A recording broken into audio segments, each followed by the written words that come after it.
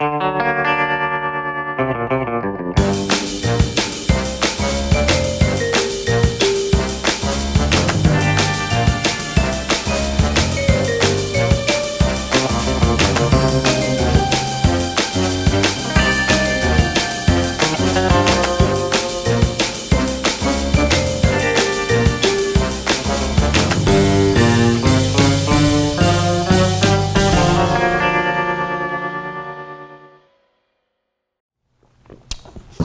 everyone and welcome to Hooked on Carnival, or Help Me, I'm Confused. That's you, not me.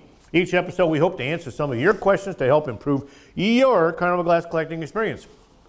This week we've enlisted a Navy SEAL, a SEAL trainer from the Marineland, and a professional chicken plucker from Tyson Food to help answer your question about Carnival glass.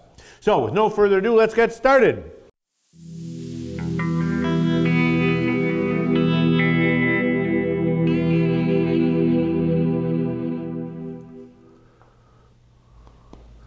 First question comes first.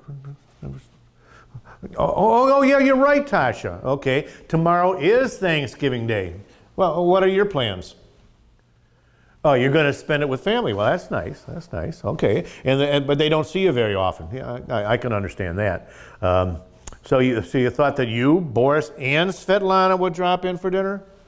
Oh, okay. And how does Svetlana, the nudist, visit family? Does she go with or without clothes? Oh, okay. She always dresses up for holidays. Well, that's better if she dresses up. What's she going as? She's going as Pocahontas? Well, I see she's only wearing a feather. Well, that's Svetlana for you. Okay, well, have fun.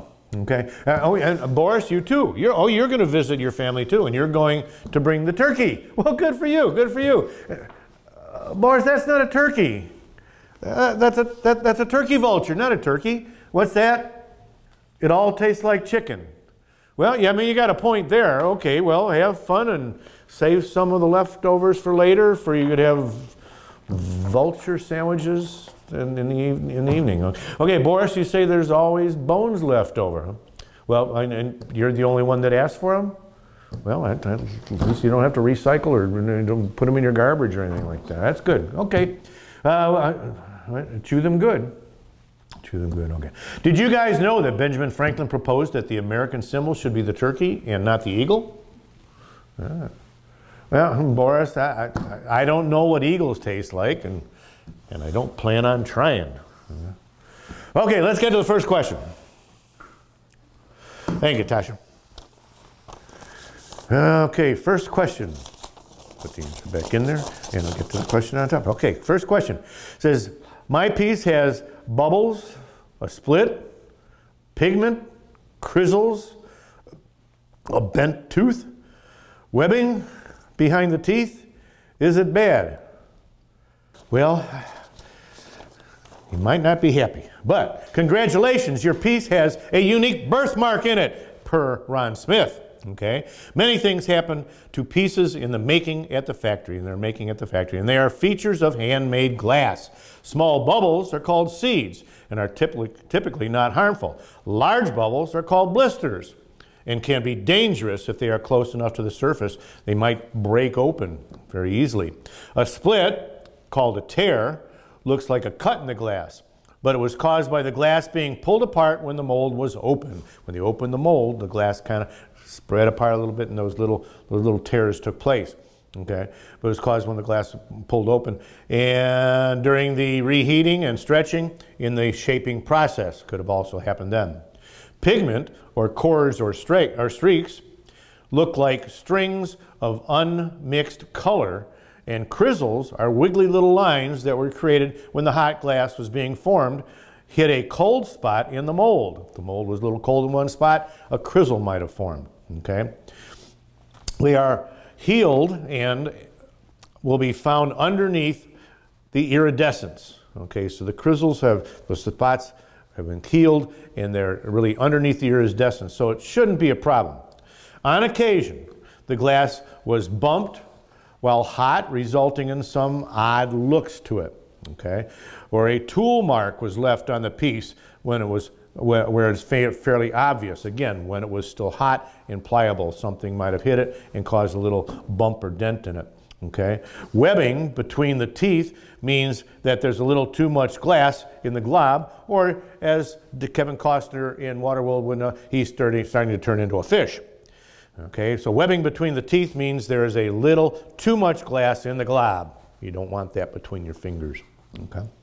These are frequently chipped because of the plate holders used to display the glass. Sometimes that little bubble of glass might then break off. If any of these features bother you, the suggestion is don't buy it.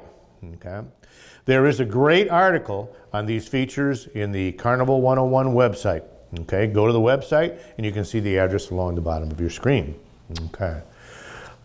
Are there any more questions, Tasha? Okay, well, we're going to look at some examples here. Sorry about that. Okay. First example here, we've got example of some bubbles.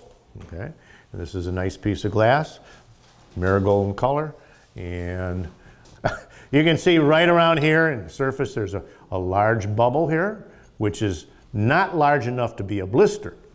And then there's a very tiny little bubble, we'll call it a bubblelet, okay, and right above it. So it's smaller than the bubble, not as large as a blister, okay. And the blister is the one you kind of worry about, that it may break and actually cause a little hole in the glass there. But this bubble and a bubblelet on that piece there. And you should be able to see that in the pictures that were taken, okay.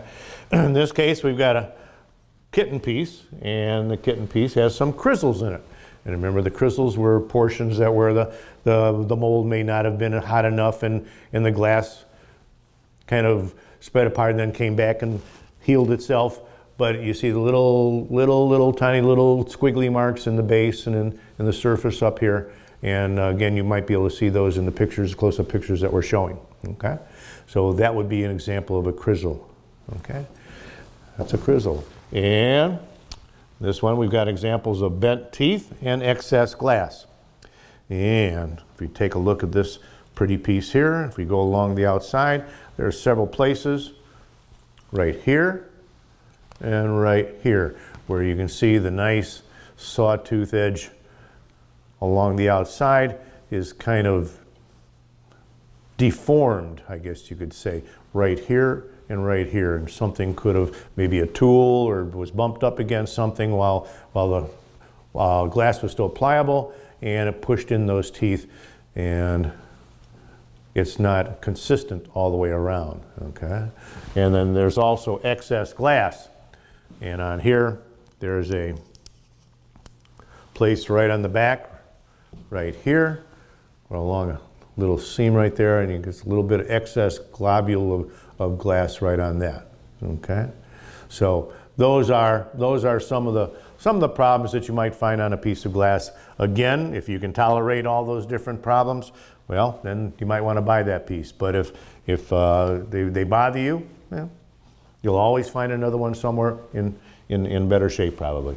Okay, and again, these are called a lot of times called birthmarks, and we think we can thank Ron Smith for coining that phrase for birthmarks. Thank you, Ron. Okay, and there you have it. Hopefully we've been able to answer your questions and help your Carnival glass collecting experience. Tasha, do we have any comments from our viewers this week? Oh, we do. Okay, here's a comment from a viewer. It says, aren't you just Galen Johnson wearing a mustache and a wig? Yes. And that solves that problem. Okay, so keep those letters and comments coming in. You can send them to me at Dr. Glass at hookedoncarnival.com. You can see them along the bottom of your screen. If you can believe that, I've got some bridges I want to sell you.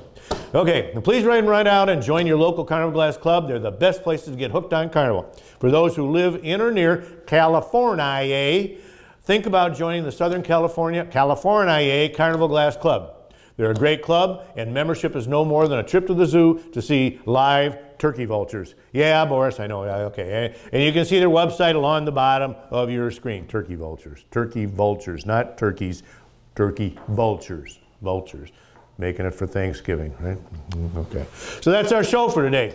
What's that, Boris? Why did the turkey cross the road? So you could have roadkill. Okay, we'll say goodbye to all the viewers. Take care. See you next week.